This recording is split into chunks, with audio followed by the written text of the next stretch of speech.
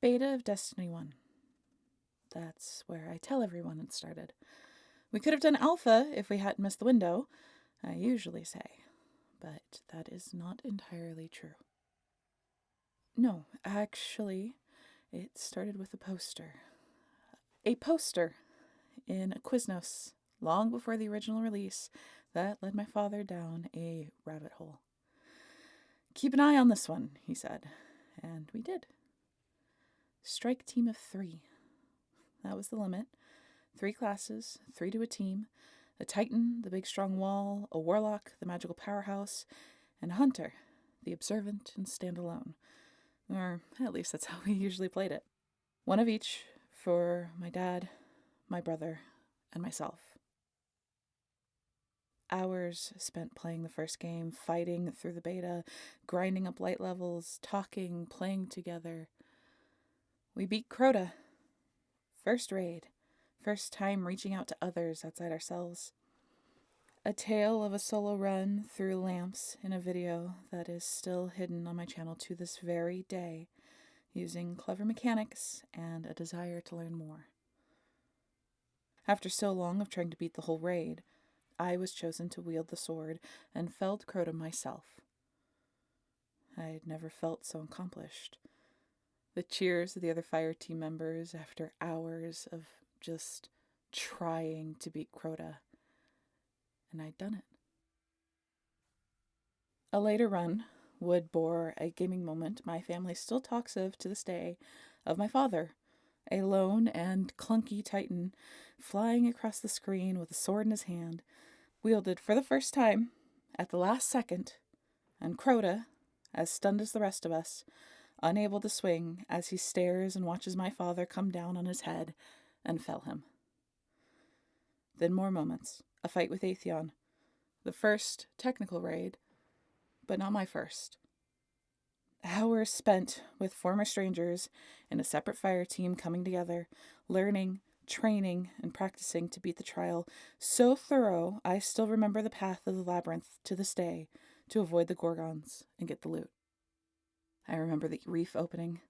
I remember the first time you meet the Queen and her brother, Uldren, and how taken I was with him.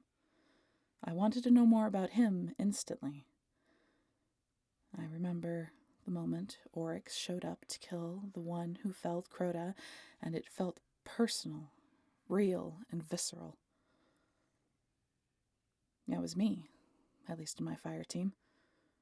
I was the one who killed Crota. I remember the fights, the raids, the dungeons, when they were announced.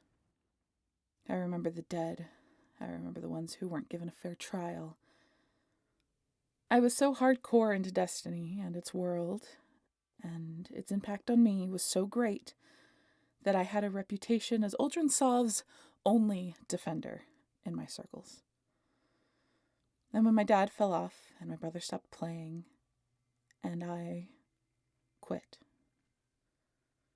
years later, I was called back by friends. A new strike team. Not one to replace the old, but one where I could come in and help use my knowledge, my skills, my experience to help. The bow felt good in my hands again, a sound I can hear in my head without prompting. I got to experience the world again. I remembered why I loved it. I remember what it felt like. And then the witness came. And I remember the stream that made me cry. 2 hunters and a Titan, an uneven team, but a devoted one, fighting through for hours to get to the end, because we had to end it. With my old fire team in the back of my mind, my dad, my brother, my friends, and strangers on the internet who cared about something that mattered to me, we fought the witness and got the ending I always dreamed. I'll always love Destiny, even through all of its flaws.